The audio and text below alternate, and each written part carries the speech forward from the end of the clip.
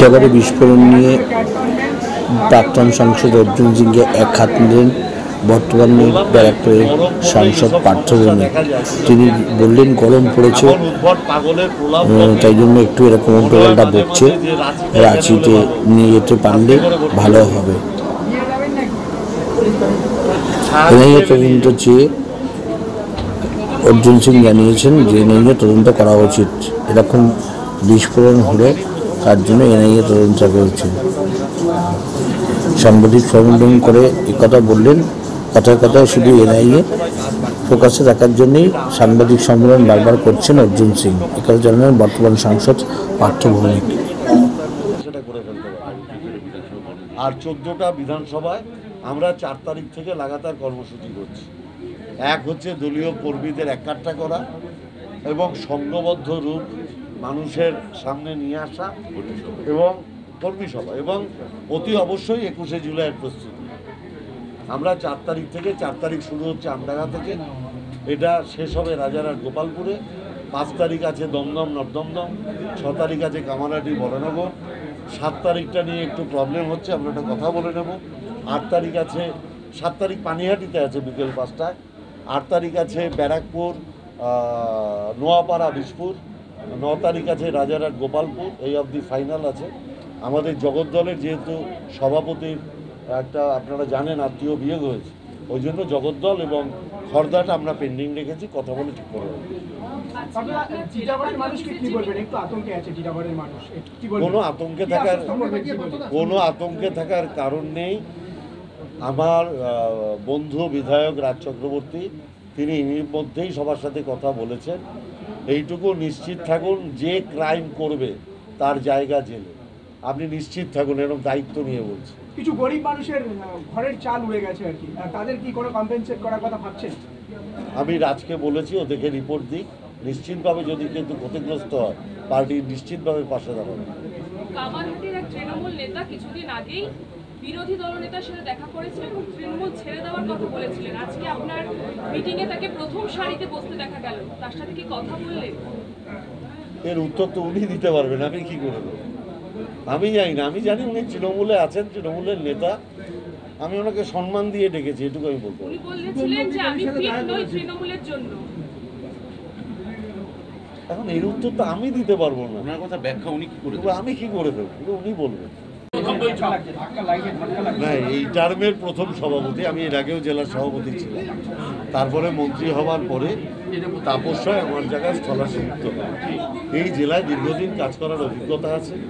আর আমাদের এই জেলার সুবিধা হচ্ছে, আমাদের এই জেলায় যারা বিধায়ক আছেন, মন্ত্রী আছেন, তারা অনেক বেশি রাজনৈতিক ব্যক্তিত্ব। স্বাভাবিকভাবে এখানে কাজ করার সুবিধা অনেক বেশি, অসুবিধা অনেক কম। ফার্স্ট প্রায়োরিটি গতবারে 13টা আসন ধরে রাখা আর ভাটপাড়া আসন জেতা। 13টা আসন ধরে রাখা এবং ভাটপাড়া পুনরুদ্ধার করা।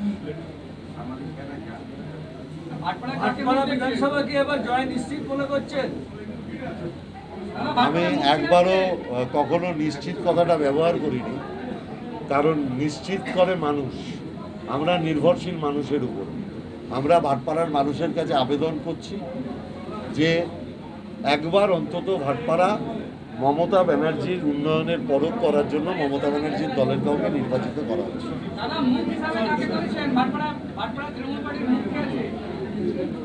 মুখ মমতা ব্যানার্জিকে দেবে।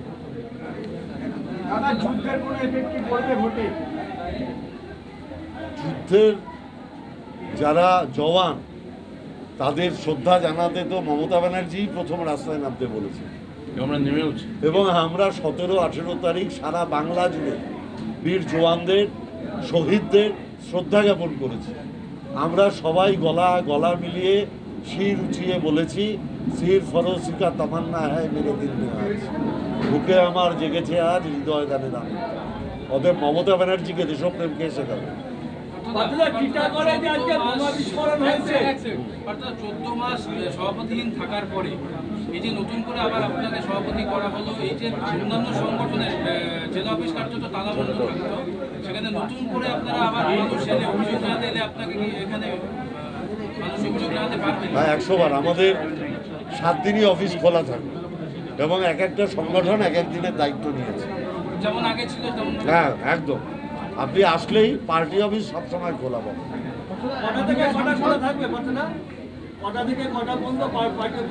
একদম সকাল 12টা থেকে সন্ধ্যে 7টা অবধি। টিটাগড়ে আজকে একটা বিস্ফোরণ হয়েছে, সেই ঘটনা এখনো পর্যন্ত কাউন্সিলরকে জিজ্ঞাসাবাদ করছে পুলিশ। আরমান মণ্ডল যে অপরাধ করবে সে যেই হোক, পুলিশ প্রশাসনিক ব্যবস্থা নেবে, নিশ্চিত থাকতে পারবে। মমতা ব্যানার্জির আমলে কোনো ক্রাইমকে আমরা সমর্থন করছি না, করব না। প্রাক্তন সাংসদ এনআইএ চেয়েছে, কি বলবেন? যে যা ইচ্ছা চাক, তার সব কথার উত্তর দিতে হবে, এর তো কোনো যৌক্তিকতা নেই। কারণ আমার মনে হয় গরম পড়লে তাদের মাথায় একটা উদ্ভট রোগ দেখা দেয়। আমি এটুকু জানি, পুলিশ প্রশাসন যথোপযুক্ত ব্যবস্থা নেবে। প্রাক্তন সাংসদ স্ত্রী তো না? না, হ্যাঁ হ্যাঁ না, ওই যে কি কার নাম বললো একটা, কি কে বলেছে এনআইএ নাকি? উন্মাদ ছাড়া এইসব কথা কে বলে?